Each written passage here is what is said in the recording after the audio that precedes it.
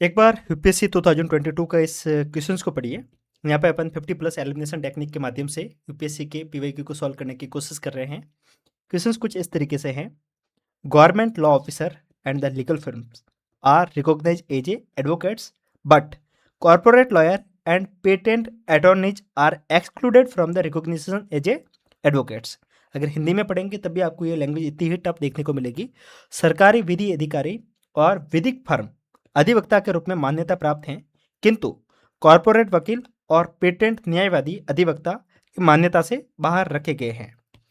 मैं इसको ओवरऑल समझाने की कोशिश कर रहा हूँ। कहना ये चाह रहा है कि जो गवर्नमेंट लॉ ऑफिसर होते हैं और जो लीगल फिल्म होती हैं, फिल्म मतलब कह सकते हैं कि जो कहीं ना कहीं केस लड़ने का काम करने वाली जो संस्था हैं वो उनको एडवोकेट्स के रूप में मान्यता प्राप्त है, लेकिन जो पेटेंट लॉयर होते हैं या फिर जो कॉर्पोरेट लॉयर होते हैं वो एडवोकेट्स के रूप में उनको मान्यता प्राप्त नहीं है।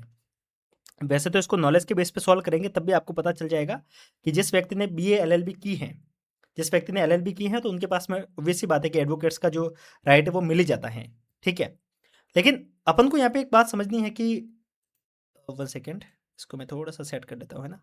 हाँ, अपन को यहाँ पे मेनली एक चीज़ समझनी है कि अपन को आंसर नहीं पता है, अपन को नॉलेज नहीं पता है, स्टिल अपन इसको सॉल्व करने की कोशिश करेंगे। और वो कैसे? एक बात यहाँ से हमेशा ध्यान में रखना कि अगर यूपीएससी कहीं पर भी ऐसा स्टेटमेंट पूछ रही है जहाँ पे दो बड़े-बड़े स्टेटमेंट आपस में जुड़ रहे हैं और या फिर ऐसा कर रहा है कि फर्स्ट स्टेटमेंट में जो बात बोल रहा है और जो सेकंड स्टेटमेंट में जो बात बोल रहा है वो कहीं ना कहीं आपस में कॉन्ट्राडिक्ट कर रही है। इस तरीके से आपको स्टेटमेंट देखने को मिल जाएंगे। First statement and then after but के बाद में एक सेकंड स्टेटमेंट है। दोनों में ओवरऑल बात किसकी की जा रही है? एडवोकेट्स की। एक में बात की जा रही है कि एडवोकेट्स रिकॉग्नाइज है, एक में बात कर रहा है कि नहीं है। अब यहाँ पे अगर आप ज्योग्राफी में देखेंगे तो यूपीएससी क्या कर सकता है कि बट के बाद में जब भी स्टेटमेंट देगा ना तो या तो वो ये कर सकता है कि ये वाला सही है और ये वाला गलत है, ऐसा कर सकता है। तो यूपीएससी हमेशा चीज़ों को ऊपर नीचे करके घुमा सकता है। यहाँ पे तो अगर आप नॉलेज लगाते तभी आप सॉल्व कर सकते थे, बट ओवरऑल आप इस बात को ध्यान में रखना कि अगर कोई बड़ा स्टेटमेंट है, ध्यान में रखना बड़े स्टेटमेंट के, अगर स्टेटमेंट छोटा है तो वहाँ पे ये लॉजिक काम नहीं करेगा। लंबा स्टेटमेंट है, पढ़ने में टाइम भी लग रहा है और समझ में आ रहा है कि उसमें 3-4 फैक्ट दिए हुए हैं, जैसे कि law officer, legal film, advocate, lawyer, patent attorney. तो आप समझ रहे हो 4 लोगों की जानकारी एक साथ में दी है।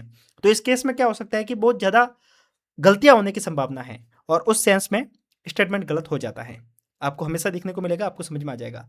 और अगर आप सेकंड स्टेटमेंट पढ़ते हैं तो सीधी सी बात है, bar council have the power to lay down the rules relating to legal education and recognition of law colleges. सीधी सी बात है कि इसको आप नॉलेज के बेस पे ही सॉल्व करना था। और वैसे कॉमन सेंस है तो आपको पता होगा कि जो बार काउंसिल है वो ही लॉ कॉलेज हो, चाहे एडवोकेट्स हो या फिर लीगल एजुकेशन हो, उन सबके रिगार्डिंग जितने भी नियम जो बनते हैं वो बार काउंसिल ऑफ इंडिया बनाता है।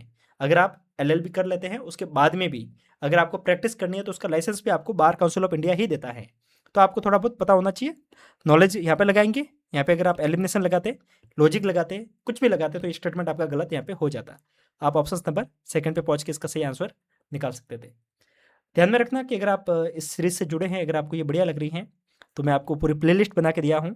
आप पूरी प्लेलिस्ट में जाके विजिट कर सकते हैं। आपको ऐसे बहुत सारे ट्रिक्स टिप्स देखने को मिल जाएगी पीवाईक्यू को सॉल्व करने को लेकर। और अगर आपको ये वीडियो अच्छा लग रहा है, सीरीज अच्छी लग रही है तो आप कमेंट और लाइक करके बता सकते हैं। और अगर आप चाहते हैं कि मैं कंप्लीट पेपर को सॉल्व करवाऊँ और अगर आप उससे जुड़ना चाहते हैं तो मैं आपको नीचे व्हाट्सएप नंबर दे रहा हूँ, आप मुझे मैसेज कर सकते हैं। जब आप मैसेज करेंगे तो आप लिखेंगे 50 प्लस एलिमिनेशन या फिर पीवाईक्यू सॉल्विंग, कुछ भी ऐसी बात लिखिएगा जिससे मुझे समझ में आ जाए कि आप किस वीडियो से जुड़े हैं और किस रिगार्डिंग जुड़े हैं। ठीक है, बाकी इसकी पीडीएफ के लिए आप टेलीग्राम पे ज्वाइन कर सकते हैं। मिलते हैं, तब तक के लिए नमस्कार।